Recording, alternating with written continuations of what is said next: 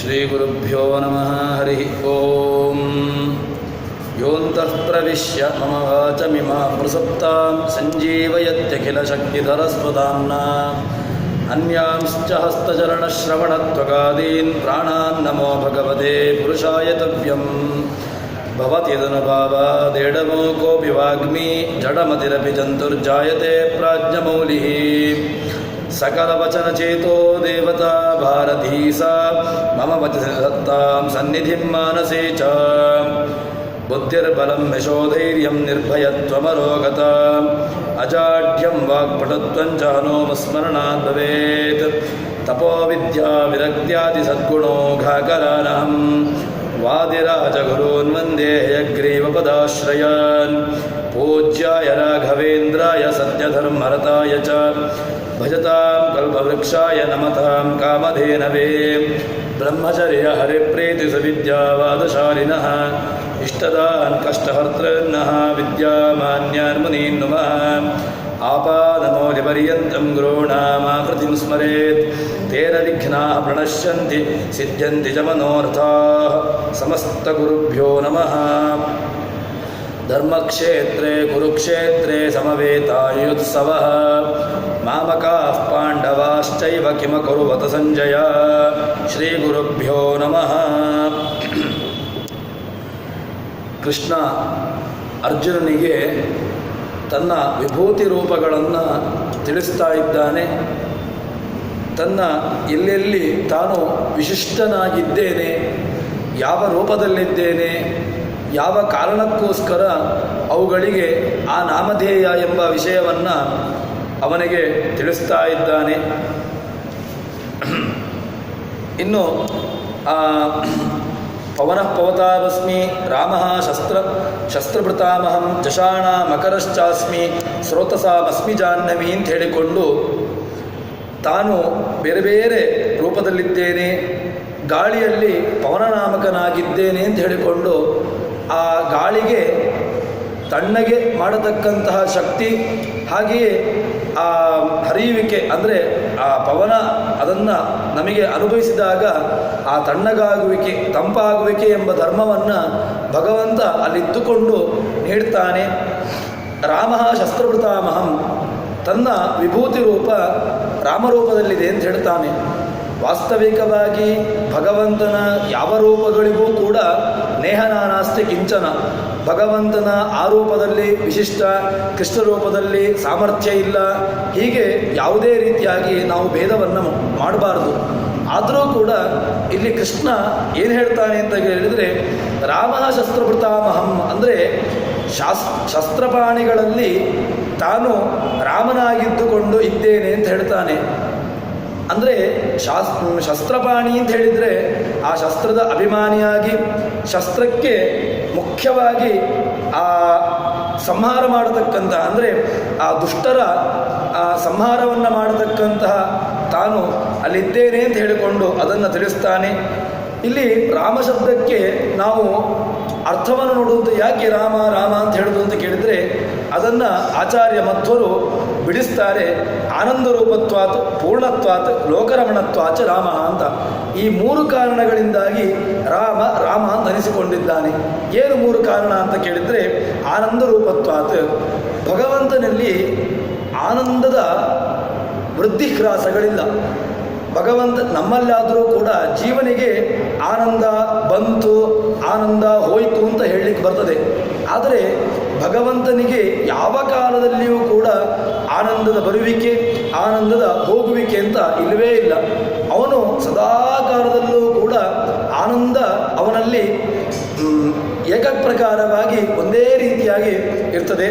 ಇದು ಒಂದು ಕಾರಣ, ಆನಂದ ರೂಪತ್ವಾತ್. ಮತ್ತು ಭಗವಂತನ ಶರೀರ ಪ್ರಾಕೃತವಾಗಿರತಕ್ಕಂತಹ ಶರೀರವಲ್ಲ. ಮತ್ತೇನು ಅಂತಂದರೆ, ಭಗವಂತ ಅಪ್ರಾಕೃತನಾಗಿರತಕ್ಕಂತಹ ಕೇವಲ ಗುಣಗಳು, ಅವನ ಗುಣಗಳೇ ಶರೀರವಾಗಿ ಉಳ್ಳಂತಹದ್ದು ಅದು ಭಗವಂತ. ಅದನ್ನು ಹೇಳ್ತಾರೆ ಆನಂದ ರೂಪತ್ವಾತ್. ಪೂರ್ಣತ್ವಾತ್, ಒಂದೊಂದು ಗುಣಗಳು ಕೂಡ ಅವನಲ್ಲಿ ಅನಂತವಾಗಿವೆ. ವಾದಿರಾಜರು ಲಕ್ಷ್ಮೀ ಶೋಭಾನೆಯಲ್ಲಿ ಹೇಳುವಂಥ ಸಂದರ್ಭದಲ್ಲಿ ಒಂದೊಂದು ಗುಣಗಳು ಇದ್ದಾವು ಇವನಲ್ಲಿ ಅಂತ ಹೇಳಿಕೊಂಡು, ಅಂದರೆ ಅದನ್ನು ನಾವು ಅರ್ಥ ಮಾಡುವಾಗ ಏನು ಮಾಡಬೇಕು ಅಂತ ಕೇಳಿದ್ರೆ, ಒಂದೊಂದು ಗುಣಗಳು ಇದ್ದಾವು ಇವನಲ್ಲಿ ಅಂತ ಹೇಳಿದ್ರೆ ಕೇವಲ ಒಂದೊಂದು ಗುಣಗಳು ಮಾತ್ರವ ಅಂತ ಕೇಳಿದ್ರೆ, ಒಂದೊಂದು ಗುಣಗಳು ಕೂಡ ಅಪರಿಮಿತವಾಗಿ ಅನಂತವಾಗಿ ಅದು ಪೂರ್ಣವಾಗಿ ಅವನಲ್ಲಿದೆ ಎಂಬುದನ್ನು ಅರ್ಥ ಮಾಡಿಕೊಳ್ಳಬೇಕು.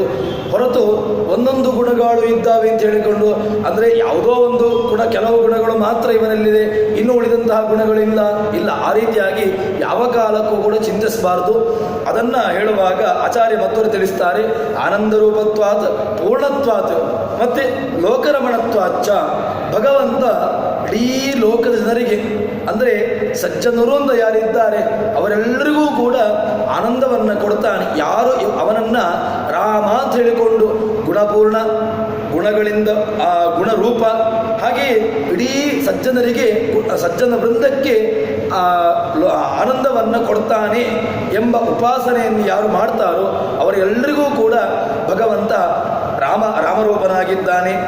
ಇನ್ನೊಂದು ಶಾಂಡಿಲ್ಯ ಶಾಖದ ಒಂದು ಮಂತ್ರವನ್ನು ಹೇಳ್ತಾರೆ, ಆನಂದ ರೂಪ ನಿಷ್ಪರಿಮಾಣ ಏಷ ಲೋಕ ಏತಸ್ಮಾತ್ ರಮತೆ ತೇನ ರಾಮ.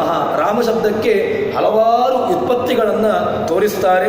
ಆನಂದ ರೂಪ, ಭಗವಂತ ಆನಂದ ರೂಪ, ನಿಷ್ಪರಿಮಾಣ, ಅವನಿಗೆ ಆ ಗುಣಗಳಲ್ಲಿ ಸೀಮೆ ಇಲ್ಲ. ಯಾಕೆಂದರೆ ನಮ್ಮಲ್ಲಿ ಗುಣಗಳನ್ನು ನಾವು ಸೀಮೆ, ಅಂದರೆ ನಮ್ಮಲ್ಲಿ ಯಾವುದೋ ಒಂದು ಕೆಲವು ಗುಣಗಳು ಅದು ಅಲ್ಪ ಮಟ್ಟಿಗೆ ಇರ್ಬೋದು. ನಾವು ವಾಸ್ತವಿಕವಾಗಿ ನಮ್ಮಲ್ಲಿ ಯಾವ ಗುಣಗಳೂ ಇಲ್ಲ, ಆದರೂ ಕೂಡ ಯಾವುದೋ ಒಂದು ಕೆಲವಷ್ಟು ಗುಣಗಳು ಇದ್ದರೂ ಕೂಡ ಅದೆಲ್ಲವೂ ಕೂಡ ಏನೋ ಒಂದಿಷ್ಟು ಮಿತಿಯಲ್ಲಿ ಇರಬಹುದು.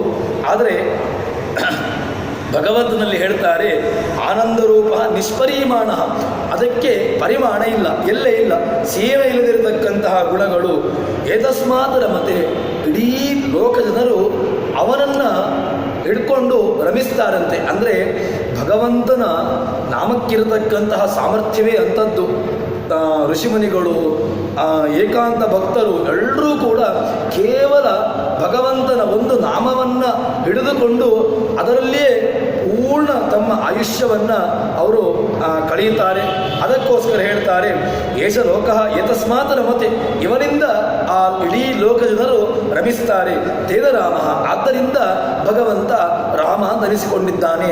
ನಾವು ಈ ಎಲ್ಲ ಚಿಂತನೆಗಳನ್ನು ಯಾವ ಕಾರಣಕ್ಕೋಸ್ಕರ ಹೇಳ್ತಾರೆ ಅಂತ ಕೇಳಿದರೆ, ನಾವು ಯಾವುದೋ ಒಂದು ದೇವಸ್ಥಾನಕ್ಕೋ ಅಥವಾ ಎಲ್ಲಿಯೋ ಒಂದು ನಾವು ಹೋದಾಗ ಆ ರೀತಿಯಾಗಿರತಕ್ಕಂತಹ ಚಿಂತನೆ ನಮ್ಮಲ್ಲಿ ಇರಬೇಕು ಎಂಬ ಕಾರಣಕ್ಕೋಸ್ಕರ ಎಲ್ಲ ಭಗವಂತನ ನಾಮಧೇಯಗಳು ಅದೆಲ್ಲವೂ ಕೂಡ ಸಾರ್ಥಕವಾಗಿರತಕ್ಕಂತಹದ್ದು. ಹೊರತು ನಮ್ಮಂತೆ ನಮ್ಮ ಹೆಸರುಗಳು ಅದು ಕೇವಲ ಹೆಸರಿಗೆ ಮಾತ್ರ.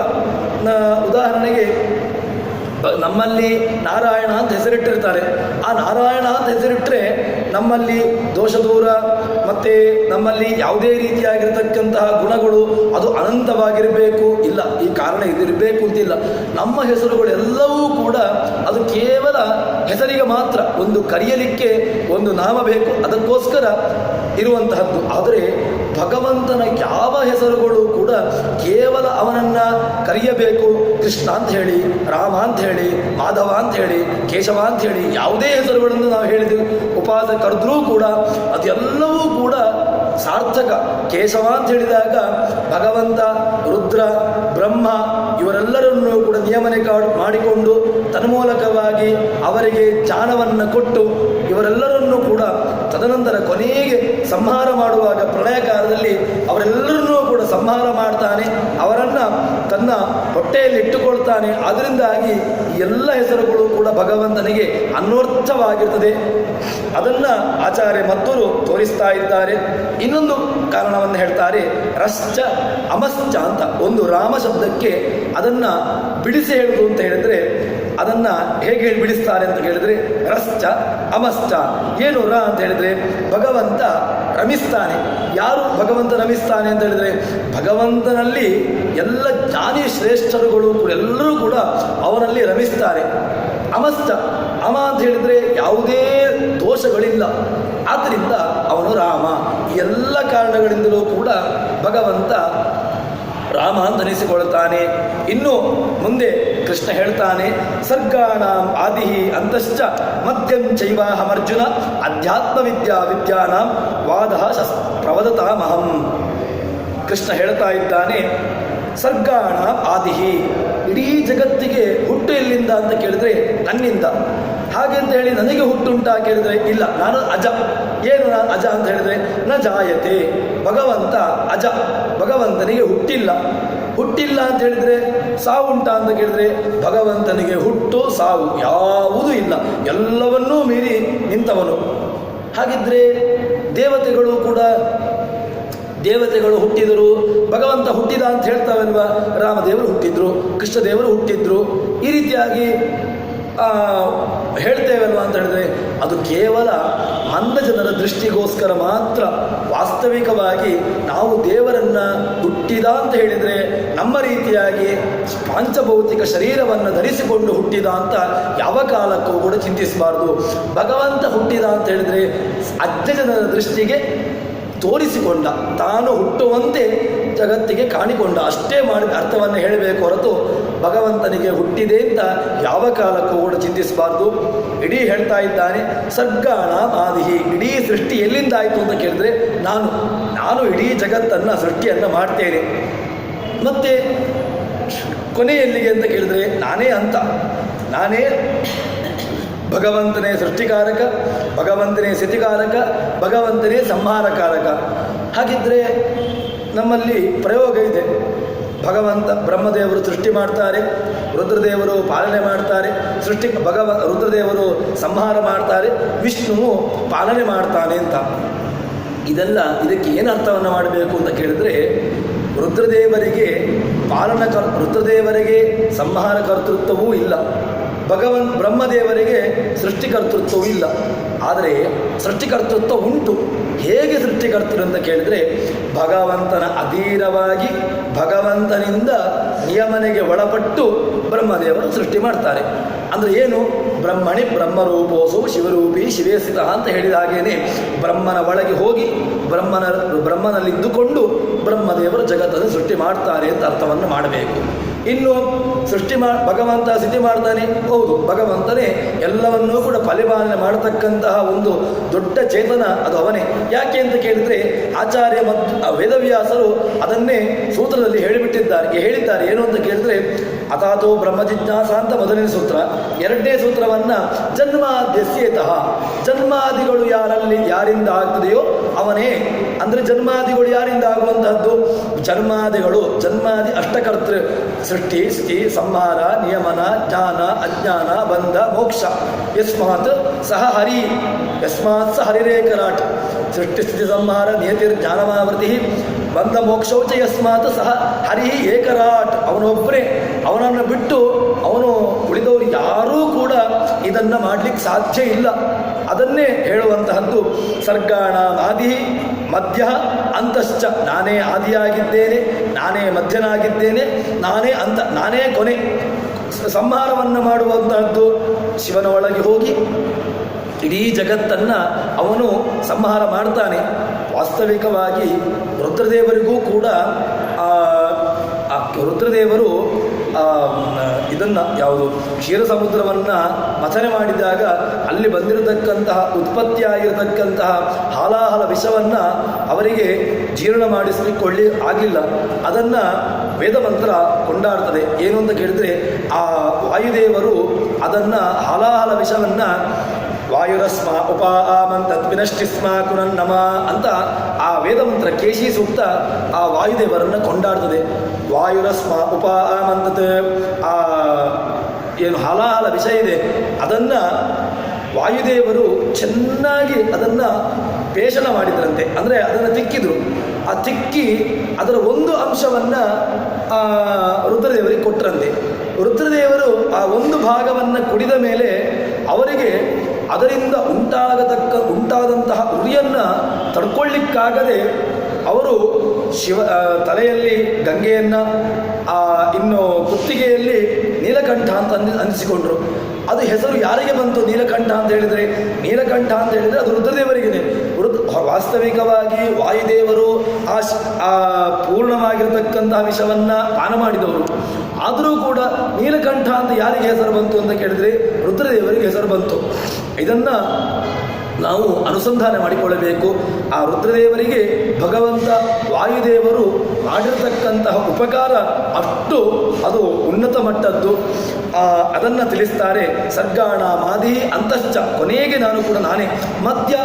ಇನ್ನು ಎಲ್ಲವನ್ನೂ ತಾನೇ ಮಾಡುವಂತಹದ್ದು ಅಂತ ಆದಮೇಲೆ ಮಧ್ಯವೂ ಕೂಡ ನಾನೇ ಆಗಿದ್ದೇನೆ. ಅಂದರೆ ಸೃಷ್ಟಿಕರ್ತರು ಅಂತ ತಾನೇ ಆಗಿದ್ದೇನೆ, ಲಯಕರ್ತರು ತಾನೇ ಅಂತ ಆದಮೇಲೆ ಪಾಲನಕರ್ತರು ಕೂಡ ಅದು ಭಗವಂತನೇ ಅಂತ ಅರ್ಜುನನಿಗೆ ಹೇಳ್ತಾ ಇದ್ದಾನೆ. ಅಧ್ಯಾತ್ಮ ವಿದ್ಯಾ ವಿದ್ಯಾನ, ವಿದ್ಯೆಗಳಲ್ಲಿ ಎರಡು ರೀತಿಯಾಗಿ ಅದನ್ನು ನಾವು ವಿಭಾಗ ಮಾಡಬೇಕು. ಒಂದು ಅಧ್ಯಾತ್ಮ ವಿದ್ಯೆ, ಲೌಕಿಕ ವಿದ್ಯೆ ಅಂತ. ಅದರಲ್ಲಿ ಎರಡಕ್ಕೂ ಕೂಡ ವಿದ್ಯಾಶಬ್ದ ಅನ್ವರ್ಥ, ಅದನ್ನು ಹೇಳ್ಬೋದು. ಆದರೆ ಅಧ್ಯಾತ್ಮ ವಿದ್ಯಾ ವಿಜ್ಞಾನ, ವಿದ್ಯಾಶಬ್ದಕ್ಕೆ ಅದಕ್ಕೆ ಅರ್ಥ ಏನು ಅಂತ ಕೇಳಿದ್ರೆ, ಯಾವುದು ನಮಗೆ ಬ್ರಹ್ಮನ ಸ್ಥಾನವನ್ನು ತೋರಿಸಿಕೊಡೋದು ಅದೇ ವಿದ್ಯೆ. ವಾಸ್ತವಿಕವಾಗಿ ಲೌಕಿಕ ವಿದ್ಯೆಗಳು ಕೂಡ ವಿದ್ಯೆ ಅಂತ ಅನಿಸಿಕೊಂಡಿವೆ. ಆದರೆ ಅದು ಯಾವುದೂ ಕೂಡ ನಮ್ಮನ್ನು ಬ್ರಹ್ಮನ ಕಡೆಗೆ ಕರ್ಕೊಂಡು ಹೋಗುವುದಿಲ್ಲ. ಅದು ಒಂದು ರೀತಿಯಿಂದ ನಮಗೆ ಎಜುಕೇಷನ್ ಅಂತ ನಾವು ಹೇಳಿದ ತಕ್ಷಣ ನಮಗೆ ಆ ಭಗವಂತನಿಂದ ನಾವು ತುಂಬ ದೂರಕ್ಕೆ ಹೋಗಿಬಿಡ್ತೇವೆ. ಆದರೆ ಕೃಷ್ಣ ಹೇಳ್ತಾ ಇದ್ದಾನೆ, ಅಧ್ಯಾತ್ಮ ವಿದ್ಯಾ ವಿಜ್ಞಾನ, ವಿದ್ಯೆಗಳಲ್ಲಿ ನಾನು ಯಾವುದಾಗಿದ್ದೇನೆ ಅಂತ ಕೇಳಿದ್ರೆ ಅಧ್ಯಾತ್ಮ ವಿದ್ಯೆ. ಅಧ್ಯಾತ್ಮ ಯಾವುದನ್ನು ನಾವು ಬ್ರಹ್ಮದೇವರನ್ನು ಭಗವಂತನನ್ನು ಕುರಿತು ನಾವು ಹೋಗ್ತೇವೆ, ಯಾವುದರಿಂದ ನಮಗೆ ಬ್ರಹ್ಮ ಜ್ಞಾನ ಪ್ರಾಪ್ತಿ ಆಗ್ತದೆ, ಅದೇ ವಿದ್ಯೆ. ಆ ವಿದ್ಯೆಯಲ್ಲಿ ತಾನಿದ್ದೇನೆ ಅಂತ ಎಂಬ ಅಂಶವನ್ನು ತಿಳಿಸ್ತಿದ್ದಾನೆ. ವಾದ ಪ್ರವದತಃ ಮಹಂ, ವಾಸ್ತವಿಕವಾಗಿ ವಾದ, ಜಲ್ಪ, ವಿತಂಡ ಅಂತ ಮೂರು ರೀತಿಯಾಗಿರತಕ್ಕಂತಹದ್ದು. ಇದು ವೇದಾಂತಿಗಳು ಎಲ್ಲರೂ ಕೂಡ ಒಪ್ಪಿಕೊಂಡಿರತಕ್ಕಂತಹದ್ದು. ವಾದ ಅಂತ ಹೇಳಿದರೆ ಅದರಲ್ಲಿ ಯಾವುದೇ ರೀತಿಯಾಗಿ ಜಯ ಅಪಜಯಗಳಿಲ್ಲ. ಯಾಕೆ ವಾದ ಅಂತ ಹೇಳಿದರೆ ಅದರಲ್ಲಿ ಅದು ಒಳ್ಳೆಯದಾಗಿರ್ತಕ್ಕಂಥದ್ದು.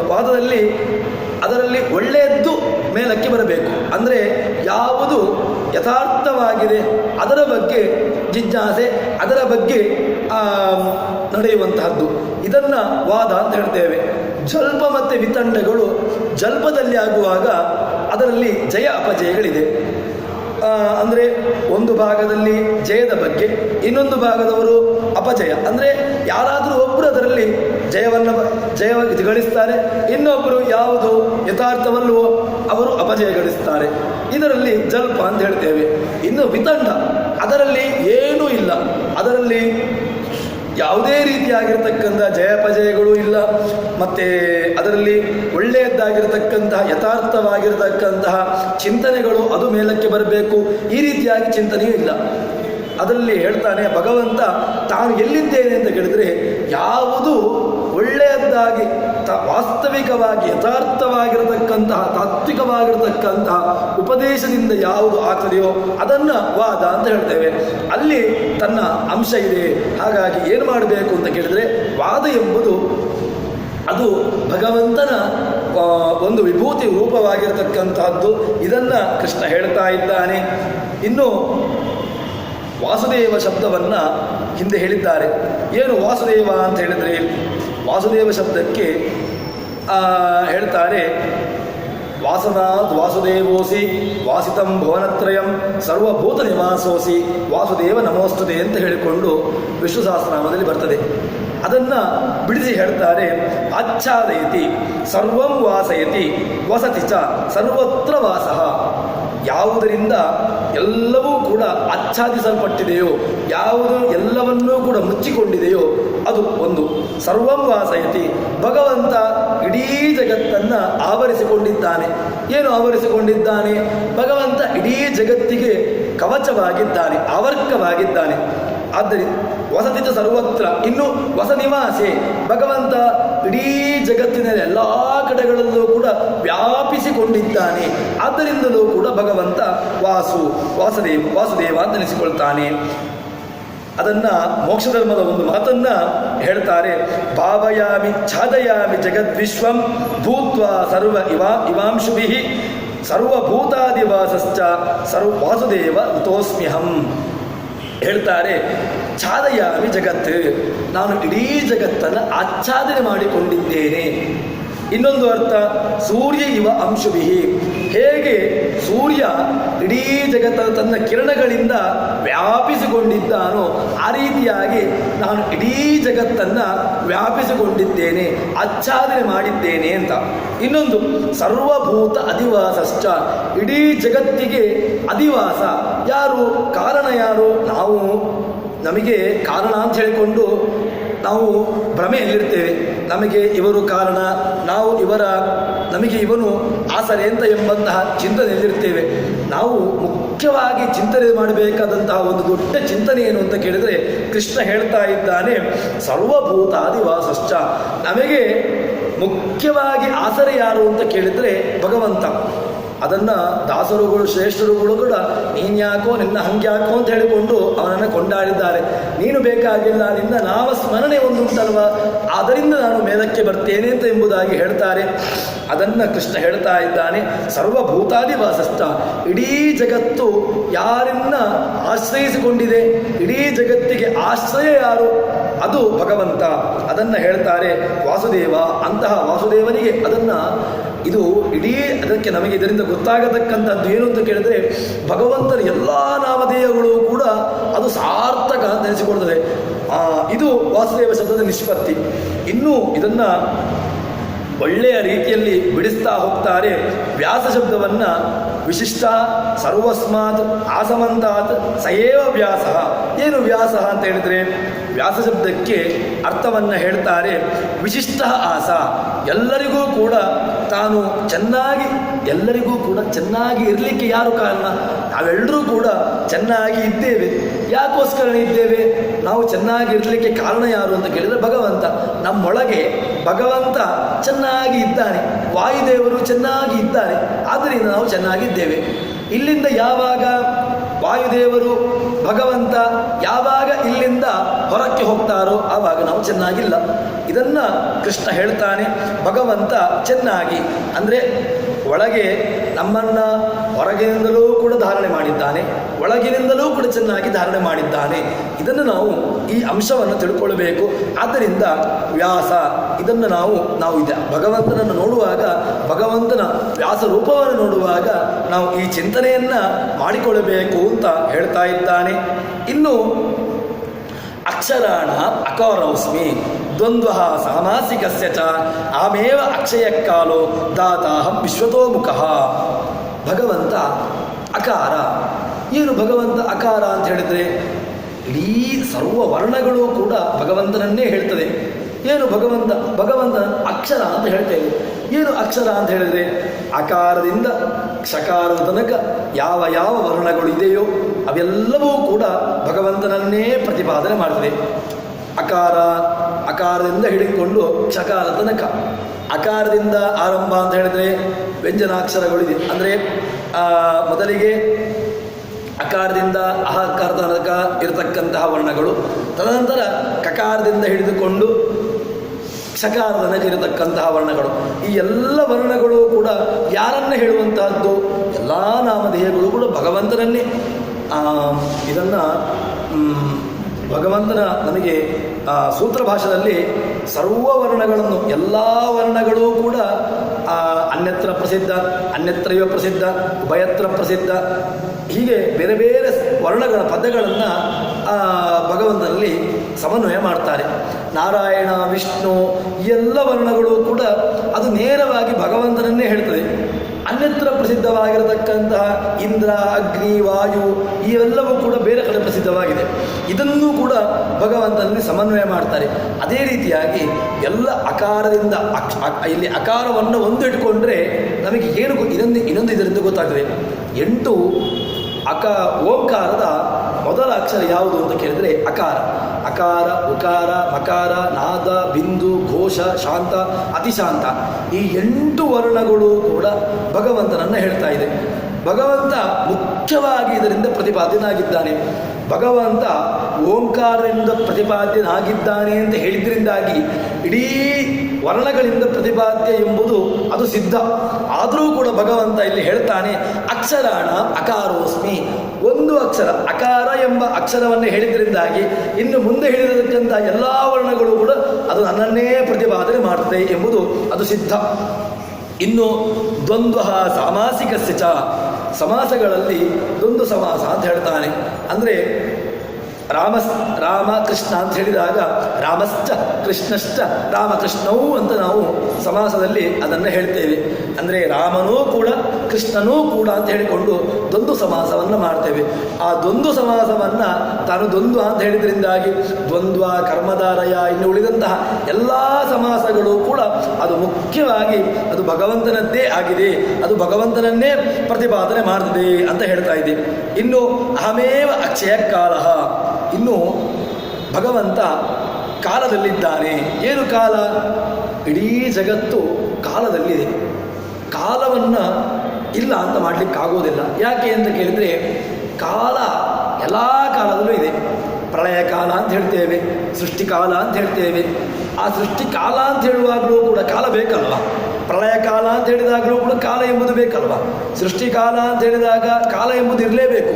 ಆದ್ದರಿಂದ ಕಾಲಕ್ಕೆ ನಾಶ ಇಲ್ಲ, ದೇಶಕ್ಕೂ ಕೂಡ ನಾಶ ಇಲ್ಲ. ದೇಶತಃ ಕಾಲತಃ ಅನಂತ್ಯ ಉಳ್ಳವನು ಯಾರು ಅಂತ ಕೇಳಿದರೆ ಅದು ಭಗವಂತ. ಅದನ್ನು ತಿಳಿಸ್ತಾರೆ. ಆ ಭಗವಂತ ಕಾಲನಾಮಕನಾಗಿ ಕಾಲಾಂತರ್ಗತ ಕಾಲನಿಯಾಮಕ.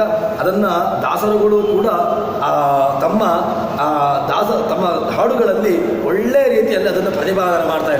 ಕಾಲಾಂತರ್ಗತ ಕಾಲನಿಯಾಮಕ ಕಾಲಾತೀತ ಕಾಲಜ್ಞ ಅಂತ ಹೇಳಿಕೊಂಡು ಭಗವಂತ ಕಾಲನೋ ಕೇಳಿದರೆ ಕಾಲಾತೀತ, ಭಗವಂತ ಕಾಲದಲ್ಲೇ ಇದ್ದಾನೆ ಕೇಳಿದರೆ ಭಗವಂತ ಕಾಲದಲ್ಲಿದ್ದಾನೆ. ಎಲ್ಲ ಕಾಲದಲ್ಲಿದ್ದುಕೊಂಡು ಕಾಲಕ್ಕೂ ಕೂಡ ನಿಯಾಮಕನಾಗಿ ಭಗವಂತ ಆ ಕಾಲವನ್ನು ನಡೆಸಿಕೊಂಡು ಇದ್ದಾನೆ ಎಂಬುದನ್ನು ತಿಳಿಸ್ತಾನೆ. ಅಹಮೇವ ಅಕ್ಷಯ ಕಾಲ, ಆ ಪ್ರವಾಹ ಎಂಬುದು ಭಗವಂತನಿಗೆ ನಾಶ ಇಲ್ಲ. ಆ ಪ್ರಳಯದಂತೆ ಭಗವಂತ ಎಲ್ಲ ಕಾಲದಲ್ಲೂ ಇರ್ತಾನೆ. ಇನ್ನು ಧಾತ, ಭಗವಂತನ ಧಾತೃ ಅಂತ ನಾವು ಉಪಾಸನೆ ಮಾಡಬೇಕು. ಏನು ಧಾತೃ ಅಂತ ಹೇಳಿದರೆ ಧಾರಣತ್ವಾತ್ ಧಾತೃ. ಭಗವಂತ ನಮಗೆಲ್ಲರಿಗೂ ಕೂಡ ಧಾರಕ.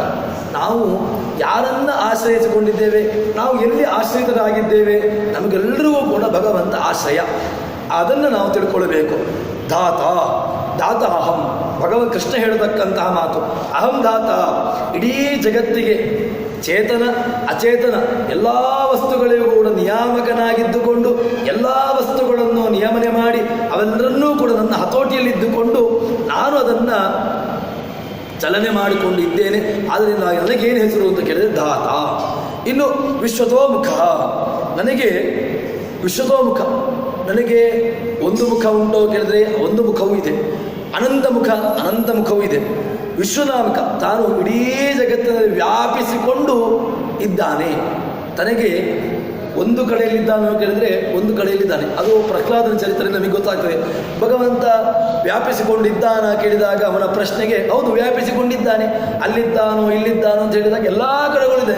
ಅವನಿಗೆ ಅಲ್ಲಿದ್ದಾನೆ ಇಲ್ಲಿದ್ದಾನೆ ಎಂಬ ಪ್ರಶ್ನೆ ಇಲ್ಲ. ಭಗವಂತ ಅಣುರೇಣು ತೃಣಕಾಷ್ಟದಲ್ಲಿ ವ್ಯಾಪಿಸಿಕೊಂಡಿದ್ದಾನೆ. ಆ ಅಣುವಿನಾಗಿ ಮಹತ್ತಿನಾಗಿ ಆ ಎಲ್ಲ ಕಡೆಗಳಲ್ಲೂ ಅಣೋರಣೀಯಾನ್ ಮಹತೋ ಮಹೀಯಾನ್ ಅಂತವನನ್ನು ವೇದ ಮಂತ್ರ ಕೊಂಡಾಡ್ತದೆ. ಅದೇ ರೀತಿಯಾಗಿ ಅಣೋರಣೀಯನ ಮಹತೋ ಮಹೀಯನ ಅಂತ ಹೇಳಿಕೊಂಡು ಅವನನ್ನು ಆಡಿಸಿದಳೆ ಶೋಧೆ ಅಂತ ಹೇಳಿಕೊಂಡು ದಾಸರುಗಳು ಕೊಂಡಾಡ್ತಾರೆ. ಇದೆಲ್ಲವೂ ಕೂಡ ನಮಗೆ ಚಿಂತನೆ ಕೊಡತಕ್ಕಂತಹದ್ದೇನು ಕೇಳಿದರೆ ಭಗವಂತ ಎಲ್ಲ ಕಡೆಗಳಲ್ಲೂ ವ್ಯಾಪಿಸಿಕೊಂಡು ಅದರಲ್ಲಿ ನಿಯಾಮಕನಾಗಿ ತತ್ತನಾಮಕನಾಗಿದ್ದಾನೆ. ಭಗವಂತ ಅಲ್ಲಿ ಇದ್ದಾನೆ ಒಂದು ಅಂಶ ಅಲ್ಲ, ಮತ್ತೇನೋ ಕೇಳಿದರೆ ಎಲ್ಲ ಕಡೆಗಳಲ್ಲೂ ತತ್ತನಾಮಕನಾಗಿದ್ದಾನೆ ಎಂಬ ಅಂಶವನ್ನು ನಾವು ನಮಗೆ ಇಟ್ಟುಕೊಳ್ಳಬೇಕು ಅಂತ ಹೇಳ್ತಾನೆ. ಇನ್ನು ಮುಂದಕ್ಕೆ ಹೇಳ್ತಾನೆ, ಮೃತ್ಯು ಸರ್ವಹರಶ್ಚ ಅಹಂ ಉದ್ಭವಶ್ಚ ಭವಿಷ್ಯತಾಂ ಕೀರ್ತಿ ಶ್ರೀರ್ವಾಕ್ ನಾರೀಣಾಂ ಸ್ಮೃತಿರ್ಮೇಧಾ ಧೃತಿಕ್ಷಮ. ಭಗವಂತ ಇನ್ನೂ ಮುಂದಕ್ಕೆ ಹೇಳ್ತಾ ಇದ್ದಾನೆ, ತಾನು ಎಲ್ಲೆಲ್ಲಿ ತನ್ನ ವಿಭೂತಿ ರೂಪ ಇದೆ ಅಂತ ಹೇಳಿದರೆ ಮೃತ್ಯು, ಭಗವಂತ ಎಲ್ಲರಿಗೂ ಕೂಡ ಮೃತ್ಯು. ಭಗವಂತ ಮೃತ್ಯು ಯಾಕೆ ಅಂತ ಕೇಳಿದರೆ ಎಲ್ಲರನ್ನೂ ಕೂಡ ಕೊನೆಗೆ ಸಂಹಾರ ಮಾಡಿಕೊಂಡು ನುಂಗಿ ನೀರು ಕುಡಿಯುವವನು ಯಾರು ಕೇಳಿದರೆ ಭಗವಂತನೇ. ಅದಕ್ಕೋಸ್ಕರ ಹೇಳ್ತಾನೆ ಇಡೀ ಮೃತ್ಯು ನಾಮಕನಾಗಿ ಮೃತ್ಯುಂಜಯ, ಅವನಿಗೆ ಮೃತ್ಯು ಉಂಟಾ ಕೇಳಿದರೆ ಮೃತ್ಯು ಇಲ್ಲ ಭಗವಂತನಿಗೆ. ಮೃತ್ಯುಂಜಯ ಯಾರು ಅಂತ ಕೇಳಿದರೆ ಮೃತ್ಯುಂಜಯ ಹೆಸರು ಯಾರಿಗೆ ಅಂತ ಕೇಳಿದರೆ ರುದ್ರನಿಗೆ ಬಂತು. ಯಾಕೆ ಮೃತ್ಯುಂಜಯ ಅವನಿಗೆ ಹೆಸರು ಬಂತು ಅಂತ ಕೇಳಿದರೆ ಅವನೊಳಗಿದ್ದುಕೊಂಡು ಭಗವಂತ ಆ ಎಲ್ಲ ಕೆಲಸವನ್ನು ಮಾಡ್ತಾನೆ. ತನ್ಮೂಲಕವಾಗಿ ಆ ರುದ್ರದೇವರಿಗೆ ಮೃತ್ಯುಂಜಯ ಎಂಬ ಹೆಸರು ಬಂತು. ಇಲ್ಲಿ ಹೇಳ್ತಾ ಇದ್ದಾನೆ, ಕೃಷ್ಣ ಹೇಳ್ತಾನೆ, ಮೃತ್ಯು ಸರ್ವಹರಶ್ಚ, ಇಡೀ ಜಗತ್ತನ್ನು ನಾಶ ಮಾಡಿಬಿಡ್ತೇನೆ. ಇನ್ನು ಉದ್ಭವಶ್ಚ, ಸೃಷ್ಟಿ ಮಾಡುವುದು ಮಾತ್ರ, ನಾಶ ಮಾಡುವುದು ಮಾತ್ರ ಅಲ್ಲ, ಉದ್ಭವಶ್ಚ, ತಾನು ಸೃಷ್ಟಿ ಮಾಡಿದ್ದನ್ನು ಕೊನೆಗೆ ಅದನ್ನು ಮತ್ತೆ ಪುನಃ ಹುಟ್ಟಿಸತಕ್ಕಂತಹ ಸಾಮರ್ಥ್ಯ ಯಾರಿಗುಂಟು ಕೇಳಿದರೆ ಅದು ನನಗೇ ಉಂಟು. ನಮಗೆ ಕೆಲವು ಸಂದರ್ಭದಲ್ಲಿ ನಾವು ಹೇಳ್ತೇವೆ ನನ್ನಿಂದ ಹುಟ್ಟಿತು ಅಂತ. ಏನು ನನ್ನಿಂದ ಅಂತ ಹೇಳಿದರೆ ಇಲ್ಲಿ ಏನುಂಟು? ನಾನು ಎಂಬುದೇ ಇಲ್ಲ. ಪುನಃ ನನ್ನಿಂದ ಹುಟ್ಟಿತು ಅಂತ ಹೇಳಿದರೆ ಅದು ಪೂರ್ಣ ನಮ್ಮ ಅಸತಂತ್ರದ ಪರಮಾವಧಿ. ಇದನ್ನು ನಾವು ತಿಳ್ಕೊಳ್ಳಬೇಕು. ನಾವು ಭಗವಂತನ ಅಧೀನವಾಗಿ ನಾವು ಯಾವುದೇ ಒಂದು ಕರ್ಮಾಂಗವನ್ನು ಮಾಡ್ತಾ ಇದ್ದೇವೆ. ನಾನು ಎಂಬುದು ಏನೂ ಇಲ್ಲ. ಅದನ್ನು ತಿಳ್ಕೊಂಡು ನಾವು ಬದುಕಿದೆವು ಅಂತ ಹೇಳಿದರೆ ನಮ್ಮ ಈ ಬದುಕು ಅದು ಸಾರ್ಥಕವಾಗಿರ್ತದೆ. ನಾನು ಅಂತ ಹೇಳಿಕೊಂಡು ಬದುಕಿದೆವು ಅಂತ ಹೇಳಿದರೆ ನಮ್ಮಷ್ಟು ದೊಡ್ಡ ಮೂರ್ಖರು ಈ ಜಗತ್ತಿನಲ್ಲಿ ಯಾರೂ ಇಲ್ಲ ಎಂಬುದನ್ನು ಹೇಳ್ತಾನೆ. ಆ ಉದ್ಭವಶ್ಚ, ಇಡೀ ಜಗತ್ತಿಗೆ ಉದ್ಭವ ಯಾರು? ನಾನೇ. ಅದನ್ನು ಕೃಷ್ಣ ಹೇಳ್ತಾನೆ. ಇನ್ನು ಕೀರ್ತಿ ಯಾರಿಂದ? ಭಗವಂತ. ನಾವು ಅಂದ್ಕೊಳ್ತೇವೆ ಕೀರ್ತಿ ಬಂತು ಅಂತ. ಹೇಗೆ ಕೀರ್ತಿ ಬಂತು? ಭಗವಂತ ನನ್ನಿಂದ ಒಳ್ಳೆಯ ಕೆಲಸವನ್ನು ಮಾಡಿಸಿದ, ಆದ್ದರಿಂದ ನನಗೆ ಕೀರ್ತಿ ಬಂತು. ಆ ಕೀರ್ತಿ ಯಾರಿಗೆ ಸೇರಬೇಕು? ಅದು ಭಗವಂತನಿಗೆ ಸೇರಬೇಕು. ನನ್ನೊಳಗಿದ್ದುಕೊಂಡು ಭಗವಂತ ಒಳ್ಳೆಯ ಕೆಲಸವನ್ನು ಮಾಡಿ ತನ್ಮೂಲಕವಾಗಿ ಕೀರ್ತಿ ನಾಮಕನಾಗಿ ತನ್ಮೂಲಕವಾಗಿ ನನಗೆ ಕೀರ್ತಿ ತಂದು ಕೊಟ್ಟನಲ್ವ, ಇದು ಭಗವಂತನ ದೊಡ್ಡ ದಯೆ. ನಾವು ಏನು ಅಂದ್ಕೊಳ್ತೇವೆ? ನಾನು ಮಾಡಿದೆ, ಕೀರ್ತಿ ಯಾರಿಗೆ ಬಂತು? ನಾನು ಅಂತ ಹೇಳಿಕೊಂಡು ನಾವು ನಮ್ಮ ಹೆಸರನ್ನು ಹೇಳ್ತೇವೆ. ಆದರೆ ಕೃಷ್ಣ ಹೇಳ್ತಾ ಇದ್ದಾನೆ, ಕೀರ್ತಿ, ನಾನೇ ಕೀರ್ತಿ. ಶ್ರೀ, ಸಂಪತ್ತು ಯಾರ್ದು ಅಂತ ಕೇಳಿದರೆ ಸಂಪತ್ತೂ ಕೂಡ ಭಗವಂತನದ್ದೇ. ನಾವು ಸಂಪತ್ತು ಅಂತ ಹೇಳಿದರೆ ಭಗವಂತ ನಮ್ಮಲ್ಲಿರತಕ್ಕಂಥ ಸಂಪತ್ತು ಎಲ್ಲವೂ ನಶ್ವರವಾಗಿರ್ತಕ್ಕಂಥದ್ದು. ಇವತ್ತು ಉಂಟು, ನಾಳೆ ಉಂಟಾ ಕೇಳಿದರೆ ಅದರಲ್ಲಿ ನಮಗೆ ಅದರಲ್ಲಿ ಸ್ವಾತಂತ್ರ್ಯ ಇಲ್ಲ. ಯಾಕೆ? ನಾಳೆ ಇರ್ತದೋ ಎಂಬುದೇ ನನಗೆ ಗೊತ್ತಿಲ್ಲ. ಇದರಿಂದ ನಮಗೆ ಎಲ್ಲಿ ದೃಷ್ಟಾಂತ ಕೇಳಿದ್ರೆ ಇಂದ್ರನದ್ದೇ ಗೊತ್ತಾಗಿದೆ ದೃಷ್ಟಾಂತ. ಇಂದ್ರ ಅವನು ತನ್ನ ಸಂಪತ್ತಿತ್ತು, ಆ ಶಾಪದಿಂದಾಗಿ ಇಡೀ ಸಂಪತ್ತನ್ನು ಕಳೆದುಕೊಂಡ. ತದನಂತರ ಹೋಗಿ ಯಾರನ್ನು ಕೇಳಿದ? ಸಂಪತ್ತಿಗೆ ಅಭಿಮಾನಿಯಾಗಿರ್ತಕ್ಕಂಥ, ಸಂಪತ್ತಿಗೆ ಆಶ್ರಯನಾಗಿರ್ತಕ್ಕಂಥ ಭಗವಂತನ ಹತ್ರ ಹೋಗಿ ಕೇಳಿದ, ನನ್ನ ಸಂಪತ್ತುಗಳೆಲ್ಲವೂ ಕೂಡ ನಾಶವಾಗಿದೆ ಅಂತ. ಆಗ ಭಗವಂತ ಹೇಳಿರತಕ್ಕಂತಹದ್ದು ಏನು?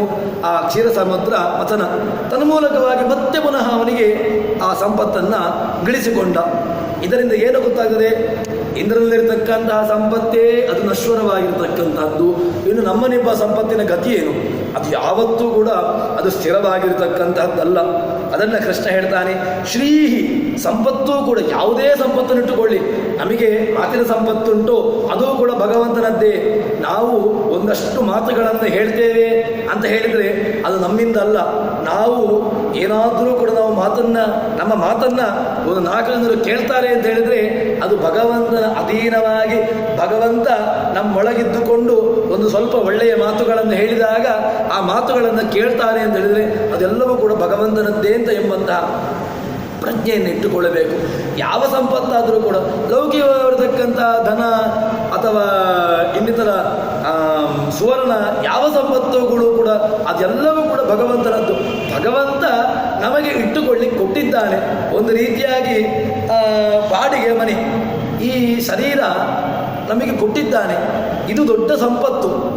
ಈ ಬಾಡಿಗೆ ಮನೆಯಲ್ಲಿ ನಾವು ಏನು ಮಾಡಿದ್ದೇವೆ ಅಂತ ಅಂದ್ಕೊಂಡಿದ್ದೇವೆ ಅಂತ ಹೇಳಿದ್ರೆ ಇದು ನನ್ನದೇ ಅಂತ ಅಂದ್ಕೊಂಡು ಜೀವನವನ್ನು ಮಾಡ್ತಾ ಇದ್ದೇವೆ. ಇದು ನಮ್ಮದ್ದಲ್ಲ. ಕೊನೆಗೆ ಒಂದು ದಿವಸ ನಾವು ಇದನ್ನು ಬಿಟ್ಟು ಹೋಗಲಿಕ್ಕಿದೆ. ಅದು ಆ ಒಂದು ಪ್ರಜ್ಞೆಯಲ್ಲಿ ನಾವು ಬದುಕಿದೆವು ಅಂತ ಹೇಳಿದರೆ ಈ ಎಲ್ಲ ಏನು ನಮಗೆ ಭಗವದ್ಗೀತೆ ಆಗಲಿ ಅಥವಾ ಭಾಗವತವಾಗಲಿ ಇದೆಲ್ಲವೂ ಕೂಡ ನಮಗೆ ಏನನ್ನು ತಿಳಿಸಿಕೊಡ್ತದೆ ಅಂತ ಕೇಳಿದರೆ ಈ ಸಂಪತ್ತುಗಳು ಭಗವಂತನ ಅಧೀನ ಎಂಬ ಚಿಂತನೆಯಲ್ಲೇ ಬದುಕು, ಈ ಚಿಂತನೆಯನ್ನು ನಮಗೆ ಕೊಡ್ತಾ ಉಂಟು. ಅದನ್ನು ಹೇಳ್ತಾನೆ. ಸಂಪತ್ತು, ವಾಕ್ ಸಂಪತ್ತೂ ಕೂಡ ಭಗವಂತನದ್ದೇ. ಇನ್ನು ಮಾತಿನಲ್ಲಿ ನಾರೀಣ, ಭಗವಂತ ಸ್ತ್ರೀಯರ ಮಾತಿನಲ್ಲಿರ್ತಾನೆ ಅಂತ ಹೇಳ್ತಾನೆ.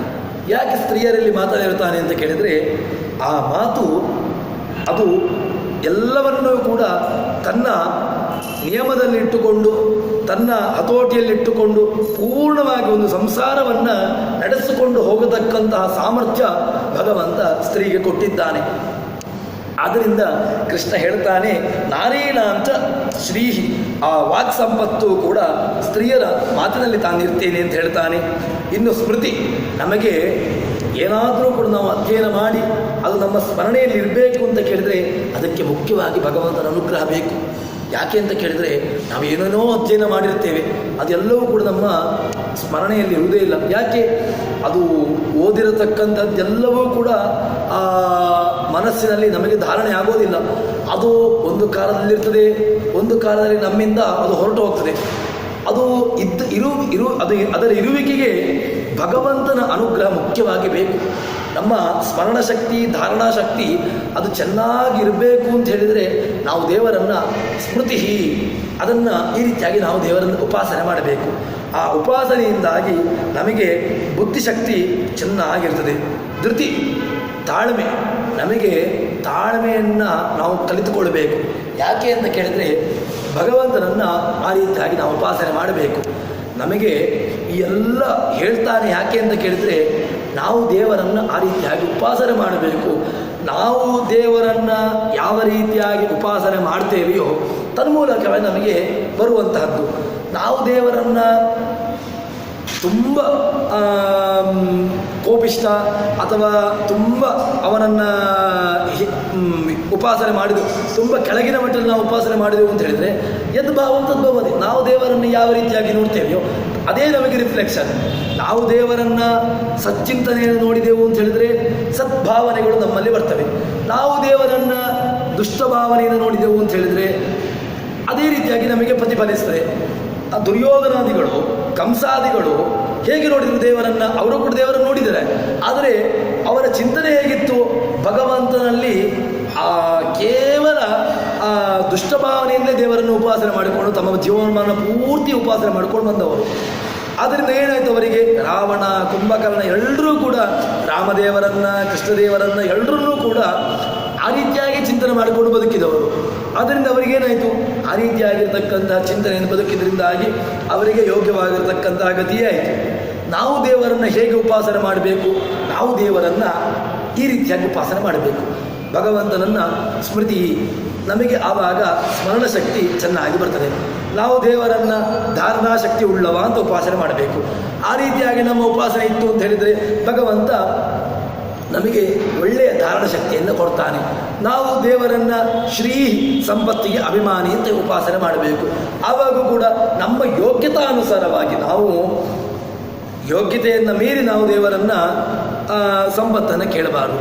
ದೇವರೇ ನಮಗೆ ಎಷ್ಟು ಸಂಪತ್ತನ್ನು ಅನುಭವಿಸಲಿಕ್ಕೆ ಯೋಗ್ಯ ಇದೆ ಆ ರೀತಿಯಾಗಿ ನಮಗೆ ಆ ಸಂಪತ್ತನ್ನು ಕೊಡು ಎಂಬ ಉಪಾಸನೆ ನಾವು ದೇವರಲ್ಲಿ ಮಾಡಿದೆವು ಅಂತ ಹೇಳಿದರೆ ಅಷ್ಟೇ ಉಪಾಸನೆಗೆ ಬೇಕಾಗಿರತಕ್ಕಂಥ ನಮಗೆ ಆ ಸಂಪತ್ತನ್ನು ಕೊಡ್ತಾನೆ. ನಾವು ದೇವರನ್ನು ವಾಗಭಿಮಾನಿ, ದೇವರು ಮಾತಿನಲ್ಲಿ ಇದ್ದುಕೊಂಡು ನಮ್ಮ ಮಾತನ್ನು ಮಾತಾಡಿಸ್ತಾನೆ ಎಂಬುದಾಗಿ ನಾವು ಆಗ ದೊಡ್ಡ ದೊಡ್ಡ ಋಷಿಮುನಿಗಳ ಮಾತು ಯಾಕೆ ಅದು ಸತ್ಯ ಆಗ್ತದೆ ಅಂತ ಕೇಳಿದರೆ ವಾಚಮರ್ಥವನ್ನು ಧಾವತಿ ಅಂತ ಭಗವಂತ ಅವರವರ ಮಾತುಗಳಲ್ಲಿ ಇದ್ದುಕೊಂಡು ಒಳ್ಳೆಯ ಜ್ಞಾನಿಗಳ, ಒಳ್ಳೆಯ ಶ್ರೇಷ್ಠರ, ಒಳ್ಳೆಯ ಸ್ವಾಮಿಗಳ ಮಾತಿನಲ್ಲಿ ಇದ್ದುಕೊಂಡು ಭಗವಂತ ನಾವು ಅವರಲ್ಲಿ ಏನಾದರೂ ಕೂಡ ನಾವು ಪಡೆದುಕೊಂಡು ಅಂತ ಹೇಳಿದರೆ ನಮಗೆ ಯಾಕೆ ಆ ಮಾತುಗಳು ನಮ್ಮಲ್ಲಿ ನಮ್ಮ ಜೀವನದಲ್ಲಿ ಸತ್ಯವಾಗ್ತದೆ ಅಂತ ಕೇಳಿದರೆ ದೇವರನ್ನು ಅವರು ಆ ರೀತಿಯಾಗಿ ಉಪಾಸನೆಯನ್ನು ಮಾಡಿರ್ತಾರೆ. ಆ ಉಪಾಸನೆಯ ಫಲವಾಗಿ ದೇವರು ಅವರಿಗೆ ತನ್ನ ಒಂದು ಅಂಶವನ್ನು ನೀಡಿರ್ತಾನೆ.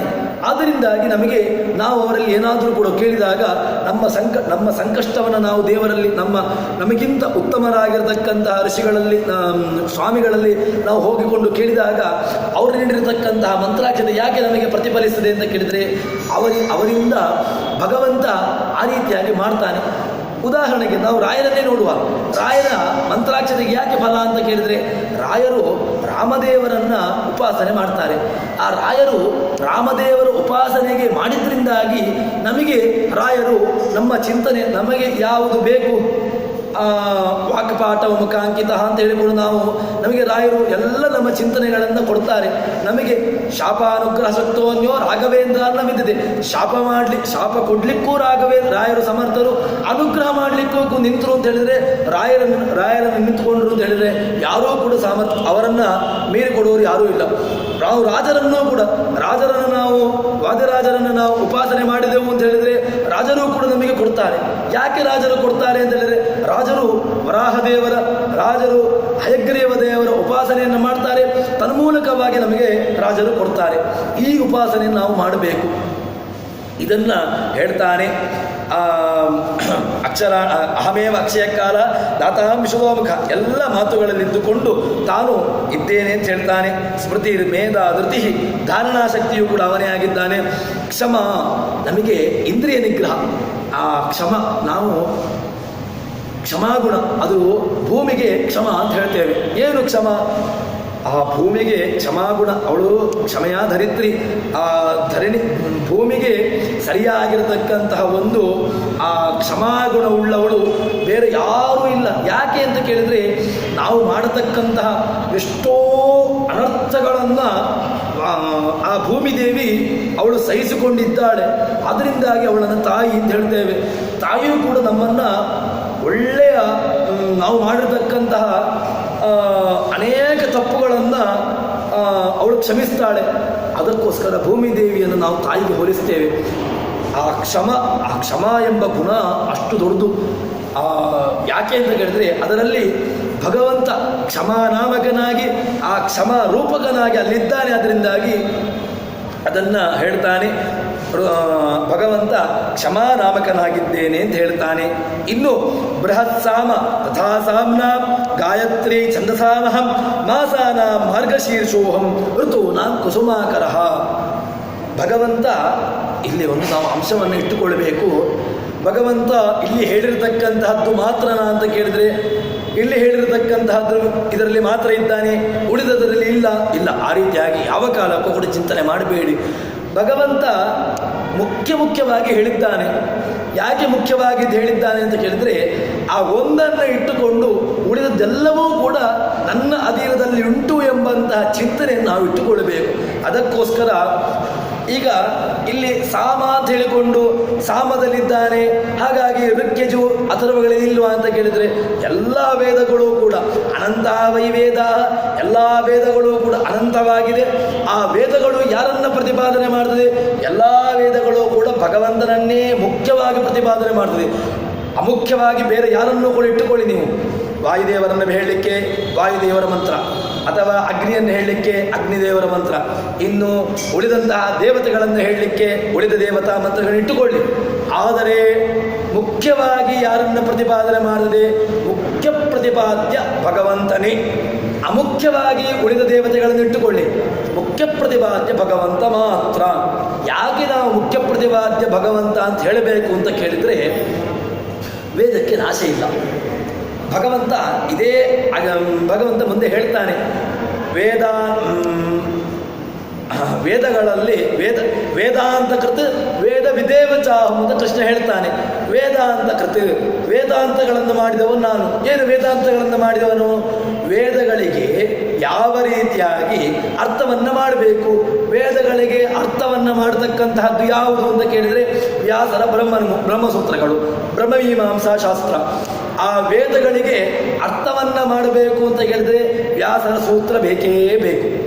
ಆ ವ್ಯಾಸರ ಸೂತ್ರ ವೇದಕ್ಕೆ ಇರುವಂತಹದ್ದು. ಆ ವೇದ ಅದು ಯಾರನ್ನು ಹೇಳ್ತದೆ ಅಂತ ಕೇಳಿದರೆ ಅದಕ್ಕೆ ನಾಶ ಇಲ್ಲ. ಅದು ವೇದಾಂತ ಕೃತ, ವೇದಾಂತವನ್ನು ಮಾಡಿದವನು ನಾನು. ಕೃಷ್ಣ ಹೇಳ್ತಾನೆ ವೇದ ವಿದೇವಚಾಹಂ, ವೇದವನ್ನು ತಿಳ್ಕೊಂಡವ ಮಾತ್ರ ನಾನು, ವೇದವನ್ನು ನಾನು ಮಾಡಲಿಲ್ಲ. ಯಾಕೆ ವೇದವನ್ನು ಮಾಡಲಿಲ್ಲ? ಭಗವಂತ ಹೇಳ್ಬೋದಿತ್ತು, ವೇದವನ್ನು ನಾನೇ ಮಾಡಿದ್ದೇನೆ ಅಂತ ಹೇಳ್ಬೋದಿತ್ತಲ್ವ. ಭಗವಂತ ಹೇಳಿಲ್ಲ.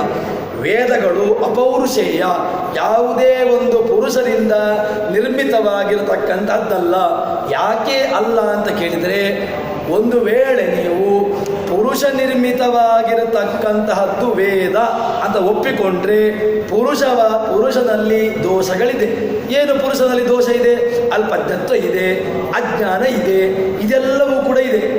ಈ ದೋಷಗಳು ಆ ವೇದದಲ್ಲಿ ಬರಬೇಕಾಗ್ತದೆ. ಯಾಕೆ ಉದಾಹರಣೆ ಅಂತ ಕೇಳಿದರೆ, ನೀವು ಯಾವುದೋ ಒಂದು ಕವಿಯ ಒಂದು ಗ್ರಂಥವನ್ನು ಇಟ್ಟುಕೊಳ್ಳಿ, ಅವನ ಬುದ್ಧಿಮಟ್ಟಕ್ಕೆ ಅನುಸಾರವಾಗಿ ಒಂದು ಗ್ರಂಥವನ್ನು ಮಾಡ್ತಾನೆ, ಸಾಹಿತ್ಯವನ್ನು ಕಾವ್ಯವನ್ನು ಯಾವುದೋ ಒಂದು ಗ್ರಂಥವನ್ನು ಮಾಡ್ತಾನೆ. ತನ್ನ ಬುದ್ಧಿಮಟ್ಟಕ್ಕೆ ಅನುಸಾರವಾಗಿ ಅವನು ಆ ಕಾವ್ಯವನ್ನು ಮಾಡ್ತಾನೆ. ಆದ್ದರಿಂದ ಏನಾಯಿತು, ತನ್ನ ಬುದ್ಧಿಯ ಮಟ್ಟದಕ್ಕೆ ನಿಯಮಿತವಾಗಿ ಅವನು ಆ ಕೃತಿಯನ್ನು ರಚಿಸಿದ. ಆದರೆ ವೇದವನ್ನು ಯಾರು ರಚನೆ ಮಾಡಿಲ್ಲ. ಭಗವಂತ ಪ್ರಳಯ ಕಾಲ ಮುಗಿದ ಮೇಲೆ ಅದನ್ನು ತಾನು ಋಷಿಗಳಿಗೆ, ಬ್ರಹ್ಮದೇವರಿಗೆ ಉಪದೇಶ ಮಾಡ್ತಾನೆ. ತನ್ಮೂಲಕವಾಗಿ ಬ್ರಹ್ಮದೇವರ ಮೂಲಕವಾಗಿ ಆ ಪರಂಪರೆ ಋಷಿಗಳ ಮೂಲಕವಾಗಿ ನಮಗೆ ಇಲ್ಲಿಯ ತನಕ ಅದು ಬಂದಿರತಕ್ಕಂತಹದ್ದು. ಇದನ್ನು ಹೇಳ್ತಾನೆ ಬೃಹತ್ ಸಾಮ. ತಾನು ಬೃಹತ್ ಸಾಮದಲ್ಲಿ ತಾನಿದ್ದೇನೆ. ನಮಗೆ ಎಲ್ಲ ವೇದಗಳು ಕೂಡ ತುಂಬ ನಷ್ಟವಾಗಿ ಹೋಗಿದೆ. ಸಾಮವೇದದಲ್ಲಿ ವೇದವ್ಯಾಸರು ಹೇಳ್ತಾರೆ, ಸಾಮಶಾಖೆಯಲ್ಲಿ 1,000 ಶಾಖೆ ಇತ್ತು ಅಂತ ಹೇಳ್ತಾರೆ. ನಮಗೆ ಈಗ ಸಿಕ್ಕತಕ್ಕಂಥದ್ದು ಕೇವಲ 2 ಶಾಖೆಗಳು. ಉಳಿದಂತಹ ಎಲ್ಲ ಶಾಖೆಗಳು ಕೂಡ ಲುಪ್ತವಾಗಿ ಹೋಗಿದೆ. ನಾಶವಾಗಿ ಹೋಗಿಲ್ಲ, ಲುಪ್ತವಾಗಿ ಹೋಗಿದೆ. ಅದು ಎಲ್ಲಿ ಹೋಗಿದೆ ಎಂಬುದು ಗೊತ್ತಿಲ್ಲ. ಲುಪ್ತವಾಗಿದೆ, ಎಲ್ಲವೂ ಲೋಪವಾಗಿದೆ. ನಮಗೆ ಈಗ ಉಪಲಬ್ಧಿ ಇರತಕ್ಕಂಥದ್ದು 2 ಶಾಖೆಗಳು ಮಾತ್ರ. ಅದೇ ರೀತಿಯಾಗಿ ಋಗ್ವೇದ, ಯಜುರ್ವೇದ ಎಲ್ಲವೂ ಕೂಡ ತುಂಬ 12 ಶಾಖೆಗಳು, 100 ಶಾಖೆಗಳು ಎಲ್ಲವೂ ಇತ್ತು. ನಮಗೆ ಈಗ ಸಿಕ್ಕಂಥದ್ದು ಕೇವಲ ಬೆರಳೆಣಿಕೆಯಷ್ಟು ಮಾತ್ರ. ಅದನ್ನು ಹೇಳ್ತಾನೆ, ತಾನು ಬೃಹತ್ ಸಾಮ, ತಾನು ಸಾಮವೇದಲ್ಲಿದ್ದೇನೆ. ಯಾಕೆ? ಸಾಮವೇದ ಎಂಬುದು ಗಾನಾತ್ಮಕವಾಗಿರ್ತಕ್ಕಂಥದ್ದು. ಅದು ಗಾನ. ಅದನ್ನು ಸಾಮವೇದ ಎಂಬುದು ಛಂದೋಬದ್ಧವಾಗಿ, ಯಜುರ್ವೇದ ಎಂಬುದು ಅದು ಗದ್ಯಾತ್ಮಕವಾಗಿ, ಸಾಮವೇದ ಎಂಬುದು ಗಾನಾತ್ಮಕವಾಗಿರತಕ್ಕಂತಹದ್ದು. ಅದರಲ್ಲಿ ತಾನು ಸಾಮನಾಮಕನಾಗಿ ಸಾಮವೇದದಲ್ಲಿದ್ದೇನೆ ಅಂತ ಹೇಳ್ತಾನೆ. ಅದು ಸಾಮವೇದಕ್ಕೆ ಯಾಕೆ ಶ್ರೇಷ್ಠತೆ ಅಂತ ಕೇಳಿದರೆ, ತನ್ನಿಂದಾಗಿ ನಾನು ಅದರಲ್ಲಿದ್ದೇನೆ, ಆದ್ದರಿಂದ ಅದಕ್ಕೆ ಶ್ರೇಷ್ಠತೆ ಬಂದಿದೆ. ಇನ್ನು ಗಾಯತ್ರಿ ಛಂದಸಾಮಹಂ, ಗಾಯತ್ರಿ, ಉಷ್ಣಿಕ್, ಅನುಷ್ಟುಪ್, ಬೃಹತಿ, ಹೀಗೆ ಬೇರೆ ಬೇರೆ ಛಂದಸ್ಸುಗಳಿದೆ. ಅನುಷ್ಟುಪ್ ಇದೆ, ತ್ರಿಷ್ಟುಪ್ ಇದೆ, ಜಗತಿ ಇದೆ, ಬೇರೆ ಬೇರೆ ಛಂದಸ್ಸುಗಳಿದೆ. ಈ ಛಂದಸ್ಸುಗಳಲ್ಲಿ ಗಾಯತ್ರಿ. ಏನು ಗಾಯತ್ರಿ? ನಾವು ಗಾಯತ್ರಿ ಎಂಬುದನ್ನು ಅದನ್ನು ನಿತ್ಯದಲ್ಲೂ ಕೂಡ ಉಪಾಸನೆ ಮಾಡ್ತೇವೆ. 24 ಅಕ್ಷರಗಳುಳ್ಳಂತಹ ಗಾಯತ್ರಿಯನ್ನು ನಾವು ನಿತ್ಯದಲ್ಲೂ ಕೂಡ ಹೇಳ್ತೇವೆ. ದಿಯೋಯೋ ನ ಪ್ರಚೋದಯಾತ್ ಅಂತ, ನಹದಿಯ ಪ್ರಚೋದಯಾತ್. ಗಾಯತ್ರಿ ಎಂಬುದು 24 ಅಕ್ಷರಗಳುಳ್ಳಂತಹ ಒಂದು ಛಂದಸ್ಸಿಗೆ ಗಾಯತ್ರಿ ಅಂತ ಹೇಳ್ತೇವೆ. ಅನುಷ್ಟುಪು ಅಂತ ಹೇಳಿದರೆ ಯಾವುದರಲ್ಲಿ 32 ಅಕ್ಷರಗಳಿದೆಯೋ ಅದಕ್ಕೆ ಅನುಷ್ಟುಪು ಅಂತ ಹೇಳ್ತೇವೆ. ಗಾಯತ್ರಿ ಎಂಬುದು ಅದು ಛಂದಸ್ಸಿನ ಹೆಸರು.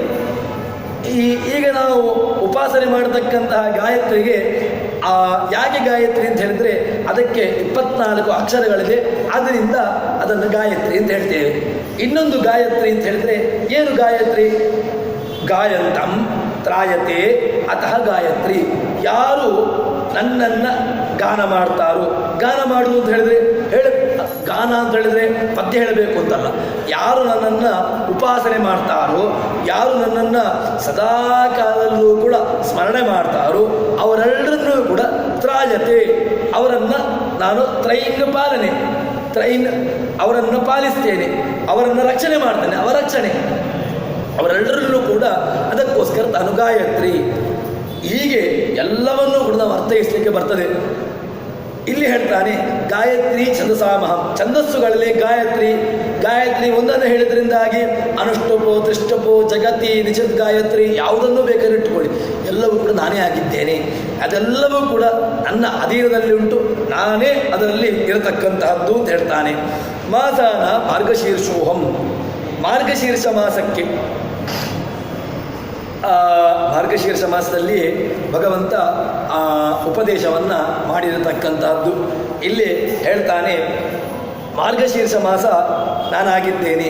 ಅಂದರೆ ಒಂದು ಮಾಸವನ್ನು ಇಟ್ಟುಕೊಂಡ್ರೆ ನೀವು ಶಿಶಿರ, ವಸಂತ ಎಲ್ಲ ಮಾಸಗಳನ್ನು ಇಟ್ಟುಕೊಳ್ಳಿ, ಚೈತ್ರಾದಿ ಮಾಸಗಳನ್ನು ಇಟ್ಟುಕೊಳ್ಳಿ. ಇಲ್ಲಿ ಕುಸುಮಾಕರ ವಸಂತ ಮಾಸವನ್ನು ಹೇಳಿದ್ರಿಂದಾಗಿ ಉಳಿದಂತಹ ಎಲ್ಲ ಋತುಗಳು ಎಲ್ಲವೂ ಕೂಡ ನಾನೇ ಆಗಿದ್ದೇನೆ.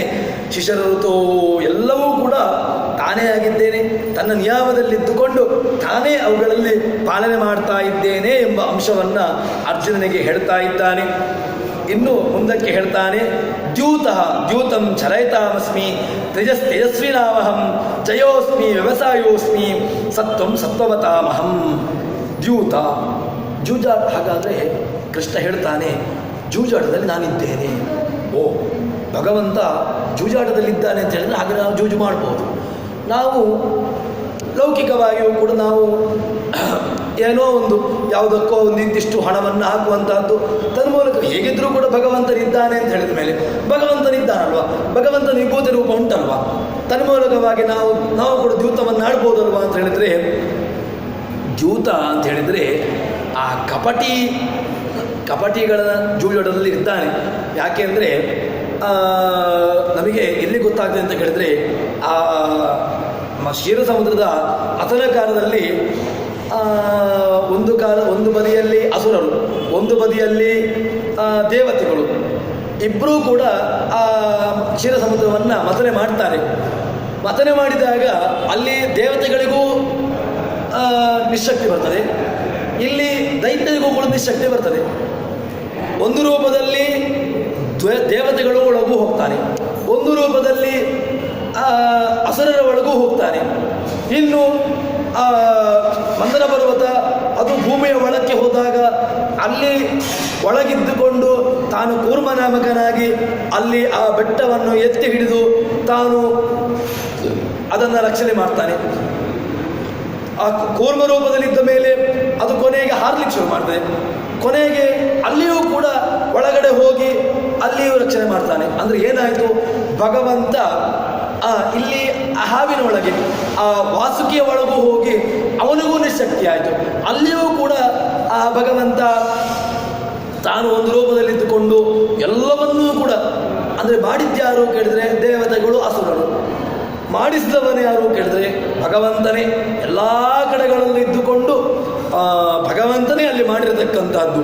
ಇದರಿಂದ ನಮಗೆ ಗೊತ್ತಾಗದೆ ಆ ದ್ಯೂತ ಆ ಕಪಟಿಗಳ ಜೂಜಾಟದಲ್ಲಿ ಇದ್ದಾನೆ. ಅದರಲ್ಲಿ ಆ ಕಪಟಿಗಳ ಜೂಜಾಟದಲ್ಲಿ ಯಾಕಿದ್ದಾನೆ ಅಂತ ಕೇಳಿದರೆ, ಅಲ್ಲಿ ಆ ಕೆಟ್ಟದ್ದು ಆಗಬೇಕು, ಅದಕ್ಕೋಸ್ಕರ ದ್ಯೂತ ಎಂಬುದು ಯಾವ ಕಾಲಕ್ಕೂ ಕೂಡ ದ್ಯೂತವನ್ನು ಮಾಡಬೇಕು ಅಂತ ಹೇಳಿಲ್ಲ. ದ್ಯೂತದಲ್ಲಿ ಇದ್ದಾನೆ ಭಗವಂತ, ಆದರೆ ಭಗವಂತನಿದ್ದಾನೆ ಅಂತ ಹೇಳಿಕೊಂಡು ದ್ಯೂತಕ್ಕೆ ಹಣ ಹಾಕು, ಆ ದ್ಯೂತವನ್ನು ನೀನು ಅದರಲ್ಲಿ ನಿನ್ನ ಪ್ರವೃತ್ತಿಯನ್ನು ಉಂಟು ಮಾಡುವಂಥ ಕೃಷ್ಣನ ಅಭಿಪ್ರಾಯ ಅಲ್ಲ. ಆ ದ್ಯೂತದಲ್ಲಿ ಇದ್ದಾನೆ. ಚಲಯತಾಮಸ್ಮಿ. ಇನ್ನು ಜಯ ಏನು ಅಂತ ಕೇಳಿದರೆ, ಆ ತೇಜಸ್ಸು ಸೂರ್ಯನಲ್ಲಿ ತೇಜಸ್ಸಿದೆ. ಏನು ಸೂರ್ಯನಲ್ಲಿ ತೇಜಸ್ಸು ಎಲ್ಲಿಂದ ಬಂತು? ಭೀಷಾಸ್ಮಾದ್ವಾತಪ್ಪವದೆ ಭೀಷೋದೇತ ಸೂರ್ಯ. ಆ ಸೂರ್ಯನ ಒಳಗಿರತಕ್ಕಂತಹ ತೇಜಸ್ಸು ಅದು ನನ್ನದೇ. ನಾನು ಅವನೊಳಗಿದ್ದುಕೊಂಡು ತೇಜಸ್ನಾಮಕನಾಗಿ ಆ ತೇಜಸ್ಸನ್ನು ಕೊಡ್ತಾ ಇದ್ದೇನೆ. ಚಂದ್ರನಲ್ಲಿ ಚಂದ್ರನಾಮಕನಾಗಿ ಆಹ್ಲಾದಕತ್ವವನ್ನು ಕೊಡ್ತಾ ಇದ್ದೇನೆ. ಇದೆಲ್ಲವೂ ಕೂಡ ನನ್ನ ಅಧೀನವಾಗಿ ನಾನಿದ್ದುಕೊಂಡು ಇರುವಂತಹದ್ದು ಅಂತ ಹೇಳ್ತಾ ಇದ್ದಾನೆ. ಇನ್ನು ಜಯೋಸ್ಮಿ, ನಾನು ಜಯದಲ್ಲಿ ನಾನಿದ್ದೇನೆ. ಏನು ಜಯ? ಭಗವಂತ ಎಲ್ಲಿ ಸಾತ್ವಿಕವಾಗಿರ್ತಕ್ಕಂತಹ ಜಯ ಅಂದರೆ ಒಬ್ಬರನ್ನು ಹೊಡೆದು ಒಬ್ಬರನ್ನು ತುಳಿದು ಮೇಲಕ್ಕೆ ಬಂದಿರತಕ್ಕಂಥದ್ದು ಜಯ ಅಂತ ಅನಿಸಿಕೊಳ್ಳೋದಿಲ್ಲ. ಸಾತ್ವಿಕವಾಗಿ ತನ್ನ ಶ್ರಮದಿಂದ ಯಾರು ಮೇಲಕ್ಕೆ ಬಂದಿರ್ತಾನೆ ಅಲ್ಲಿ ಆ ಜಯಕ್ಕೆ ಒಂದು ಅರ್ಥ ಇದೆ. ಅದು ಯಾಕೆ ಅರ್ಥ ಇದೆ ಅಂತ ಕೇಳಿದ್ರೆ, ಆ ಜಯನಾಮಕನಾಗಿ ನಾನಿದ್ದೇನೆ. ಮಹಾಭಾರತಕ್ಕೆ ಜಯ ಅಂತ ಹೆಸರು. ಯಾಕೆ ಜಯ? ಭಗವಂತ ಅಲ್ಲಿ ಪ್ರತಿಪಾದ್ಯ. ಇಡೀ ಜಯಗ್ರಂಥ ಅಂತ ಹೇಳ್ತೇವೆ. ಭಗವಂತ ತಾನು ಅಲ್ಲಿದ್ದಾನೆ, ತನ್ನ ಒಂದು ಅಂಶ ಅಲ್ಲಿದೆ, ಅದಕ್ಕೋಸ್ಕರ ಅದನ್ನು ಜಯಗ್ರಂಥ ಅಂತ ಹೇಳ್ತೇವೆ. ಅದರಿಂದಲೂ ಕೂಡ ಜಯ ಅಂತ ಹೇಳ್ತೇವೆ. ಜಯೋಸ್ಮಿ ವ್ಯವಸಾಯೋಸ್ಮಿ. ಎಲ್ಲಿ ವ್ಯವಸಾಯಾತ್ಮಿಕ ಬುದ್ಧಿ, ಭಗವಂತ ವ್ಯವಸಾಯ ಅಂತ ಹೇಳಿದರೆ ಅಧ್ಯಯನ ಮಾಡಿದ ಮೇಲೆ ತಾನು ಅದರಲ್ಲಿ ತನ್ನ ಪ್ರವೃತ್ತಿಯನ್ನು ಉಂಟು ಮಾಡಬೇಕು. ಈ ವ್ಯವಸಾಯ ಹೇಗೆ ಬಂತು ಅಂತ ಕೇಳಿದರೆ ಭಗವಂತನ ದಯದಿಂದಾಗಿ ನಮಗೆ ದೊರಕುವಂತಹದ್ದು. ಇನ್ನು ಸತ್ವವತಾಮಹಂ. ಸತ್ವ ಎಲ್ಲ ವಸ್ತುಗಳಲ್ಲಿ ಸತ್ವ ಅಂತ ಇದ್ದೇ ಇರ್ತದೆ. ಸತ್ವ ಅಂತ ಹೇಳಿದರೆ ನೀವು ಯಾವುದೇ ಒಂದು ಎಸೆನ್ಸ್ ಅಂತ ಹೇಳ್ತೇವೆ ಅಲ್ವಾ, ಆ ಎಸೆನ್ಸ್ ಎಲ್ಲಿದ್ದು ಅಂತ ಕೇಳಿದರೆ ಅದು ಭಗವಂತನದ್ದು. ಭಗವಂತ ಸತ್ವನಾಮಕನಾಗಿ ಅಲ್ಲಿದ್ದರೆ ಮಾತ್ರ ಅದರಲ್ಲಿ ಸತ್ವ ಇರಲಿಕ್ಕೆ ಸಾಧ್ಯ. ಒಂದು ಬೀಜವನ್ನು ನಾವು ಮೊಳಕೆ ಬರಬೇಕು ಅಂತ ಹೇಳ್ತೇವೆ. ಮೊಳಕೆ ಬರಬೇಕು ಅಂತ ಹೇಳಿ ನೀರಿಗೆ ಹಾಕಿ ಅದನ್ನು ಬಿತ್ತುತ್ತೇವೆ ಅಂತ ಇಟ್ಕೊಳ್ಳಿ. ಆವಾಗ ಅಲ್ಲಿ ಕೆಲವು ಪದಾರ್ಥಗಳಲ್ಲಿ ಮೊಳಕೆ ಬರ್ತವೆ, ಇನ್ನು ಕೆಲವು ಬೀಜಗಳು ಮೊಳಕೆ ಬರುವುದಿಲ್ಲ. ಯಾಕೆ ಮೊಳಕೆ ಬರುವುದಿಲ್ಲ ಅಂತ ಕೇಳಿದರೆ ಅಲ್ಲಿ ಭಗವಂತನ ಸತ್ವಗುಣ ಅಲ್ಲಿಲ್ಲ. ಆ ಸತ್ವಗುಣ ಅಲ್ಲಿ ಇಲ್ಲವಾದ್ರಿಂದಾಗಿ ಅದರಲ್ಲಿ ಮೊಳಕೆ ಬರಲಿಲ್ಲ. ಎಲ್ಲಿ ಭಗವಂತನ ಸತ್ವಗುಣ ಇದೆ, ಎಲ್ಲಿ ಅವನ ವಿಶಿಷ್ಟವಾಗಿರತಕ್ಕಂತಹ ವಿಭೂತಿ ಅಂಶ ಇದೆ, ಅಲ್ಲಿ ಅವೆಲ್ಲ ಪದಾರ್ಥಗಳು ಕೂಡ ಮೊಳಕೆಯನ್ನು ಹೊಡಿತವೆ. ಅಲ್ಲಿ ಸತ್ವನ ನಾವು ತಿಂದಿರತಕ್ಕಂತಹ ಪದಾರ್ಥಗಳು ಅದು ಮೂರು ರೀತಿಯಾಗಿ ಅದು ಪರಿಣಾಮ ಹೊಂದಿದೆ. ಅದರಲ್ಲಿ ಎಸೆನ್ಸ್ ಸಾರಭಾಗವಾಗಿರ್ತಕ್ಕಂಥದ್ದು ನಮಗೆ ನಮ್ಮ ಬುದ್ಧಿಯಾಗಿ, ನಮ್ಮ ರಕ್ತವಾಗಿ, ನಮಗೆ ಮಾಂಸವಾಗಿ, ಹೀಗೆ ಅದು ಬೇರೆ ಬೇರೆ ರೀತಿಯಲ್ಲಿ ಅದು ಪರಿಣಾಮ ಹೊಂದಿದೆ. ಆ ಸತ್ವ ಎಲ್ಲಿಂದ ಬಂತು ಅಂತ ಕೇಳಿದ್ರೆ ಭಗವಂತ ಸತ್ವನಾಮಕನಾಗಿ ನಮ್ಮಲ್ಲಿ ನಮ್ಮ ಒಳಗಿದ್ದುಕೊಂಡು ಪಚನೆ ಮಾಡಿ ಆ ಎಲ್ಲ ಪಚನೆ ಮಾಡಿರತಕ್ಕಂತಹ ಶಕ್ತಿಯನ್ನು ಇಡೀ ಬೇರೆ ಬೇರೆ ಆ ದೇಹದ ಇಂದ್ರಿಯಗಳಿಗೆ ತಾನು ಕೊಡ್ತಾನೆ. ಅದರಿಂದಾಗಿ ಅವನಿಗೆ ಸತ್ವ ಎಂಬುದಾಗಿ ಅವನನ್ನು ಕರೀತಾರೆ. ಇನ್ನು ಮುಂದೆ ತನ್ನ ವಿಭೂತಿ ಅಂಶಗಳು ಎಲ್ಲೆಲ್ಲಿದೆ ಎಂಬುದನ್ನು ಮುಂದಕ್ಕೆ ಹೇಳ್ತಾನೆ. ಅದನ್ನು ನಾಳೆ ಸೇರಿದಾಗ ನೋಡೋಣ ಅಂತ ಹೇಳಿಕೊಂಡು ಇವತ್ತಿನ ಪ್ರವಚನವನ್ನು ಕ್ಷೇತ್ರದ ಅಧಿಪತಿಯಾಗಿರತಕ್ಕಂತಹ ರಾಮ ತದ ಭಿನ್ನನಾಗಿರತಕ್ಕಂತಹ ಕೃಷ್ಣನ ಪಾದಾರವಿಂದಗಳಿಗೆ ಅರ್ಪಿಸ್ತೇನೆ. ಯಹ ಸರ್ವಗುಣ ಸಂಪೂರ್ಣ ಸರ್ವದೋಷ ವಿವರ್ಜಿತ ಪ್ರಿಯತಾ ಪ್ರಿಯೇವಾಲಂ ವಿಷ್ಣುರ್ಮೇ ಪರಮಸ್ವೃತ್ ಶ್ರೀಕೃಷ್ಣಾರ್ಪಣಮಸ್ತು.